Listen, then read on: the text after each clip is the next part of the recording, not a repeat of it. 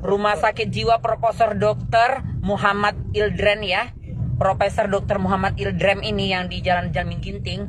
Aku udah nggak pakai kata diduga lagi, tapi aku pastikan.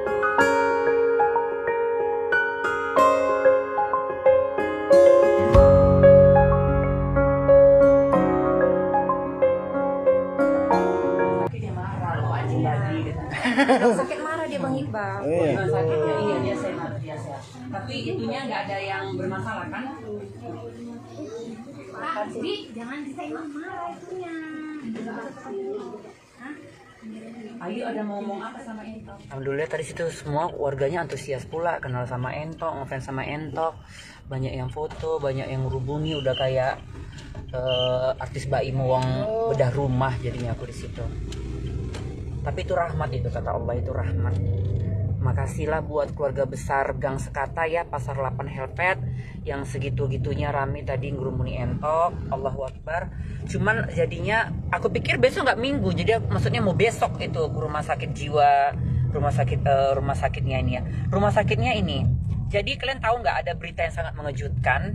Berita yang mengejutkan, ayo kumpul dulu semua. Kalian pasti terengah. Live-nya aku ulang lagi. Jadi dari dia dipulangkan dari tanggal 17 bulan 6 bulan 7 semalam bulan 7 ini bulan 7 ya? Ya. Dia masuk tanggal berapa tadi ya? Bulan 6. Bulan 6 tanggal 17. Nah, jadi dipulangkan dia baru tanggal 17 bulan ini. Baru 1 bulan aja dia kurang lebih di situ. Nah, kalian tahu nggak dari dia pulang dia itu hanya pelengok yang biasanya masih bisa diajak komunikasi. Ini sudah nggak bisa lagi diajak komunikasi. Dia hanya gila mondar mandir kayak kebingungan kata keluarganya, dan dia hanya bolak-balik mandi. Jadi pikir keluarganya dia kepanasan, rupanya tidak, dia seperti merasa jijik dengan badannya. Nah, baru dia kebanyak melengok gini seperti kalian tengok tadi, melengok aja.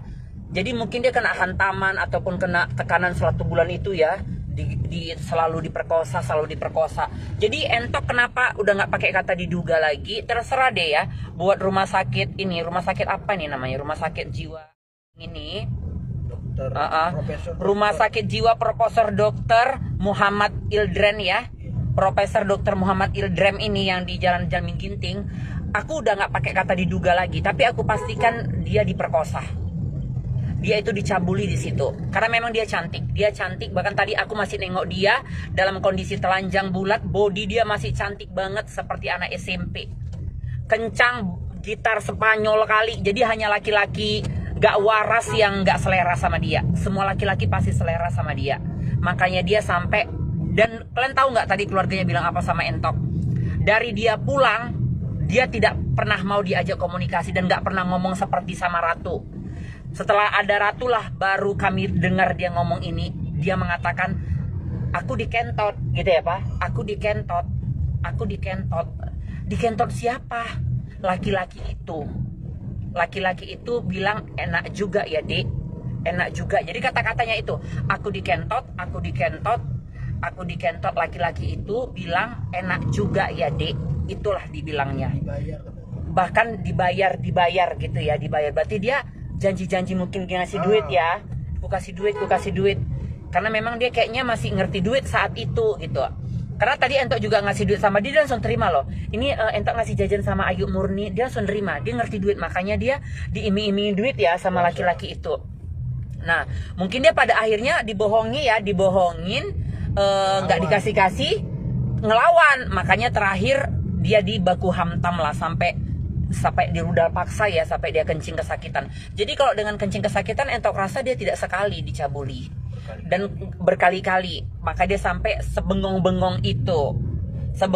Jadi buat rumah sakit ini, Rumah Sakit Jiwa Profesor Dr. Muhammad Ildren, kalian kalau dengar live aku ini bagus sekali, dan kalian jangan ada alasan besok manajemen kalian hari Senin, khususnya hari Senin, tidak bisa jumpa aku ya. Kalau kalian tidak bisa dijumpain, kita akan angkat masalah ini ke ranah hukum.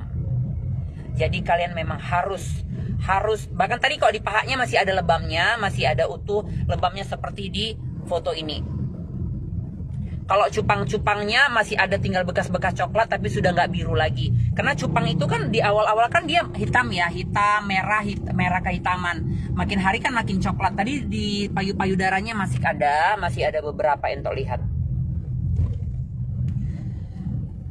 Cukup sadis, sedih sih gitu, sedih. Tapi entok tadi bawanya happy, kenapa bilang? Karena aku lagi berkunjung. Kita nggak boleh mengunjungin suatu kasus itu makin nangis-nangis, makin memberatkan psikisnya ya, makin memberatkan mental keluarga. Justru aku bawa guyon, bawa canda. Itu salah satu trik. Jadi buat orang-orang yang seprofesi sama entok, yang memang bekerja di sosial, kalau kamu datang mengenangin suatu kasus, jangan buat mereka tambah beban.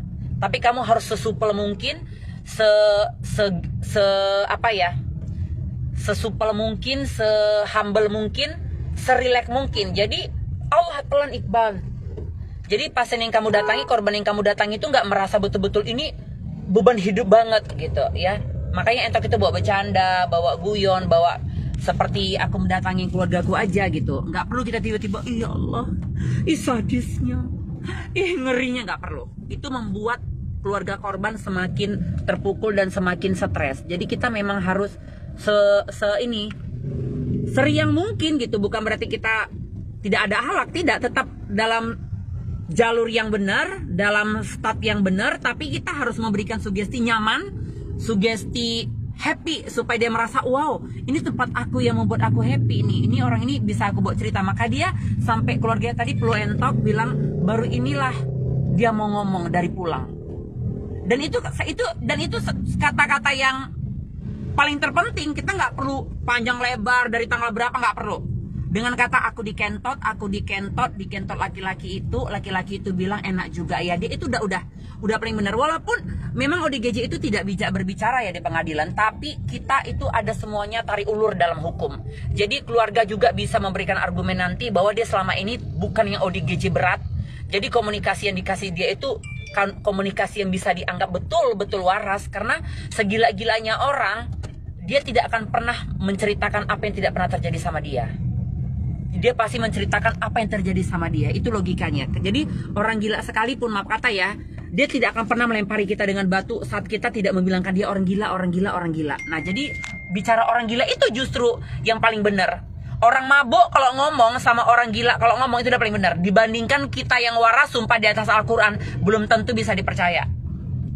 Tuh para MPR, DPR, semua jajaran pemerintah disumpah sebelum menjadi jabatan. Tapi ya KKN juga, tapi bunuh orang juga, tapi ya bisa merusak negara juga, ya kan? Semua anggota dewan itu disumpah, tapi di penjara juga, ya kan? Jadi orang waras justru susah dipercaya. Tapi kalau orang mabuk sama orang gila ngomong sekali, itu udah paling benar. Jadi kalau kalian mau tahu suami kalian jujur atau enggak, sugesti dia atau bikin dia mabuk, itu udah paling benar.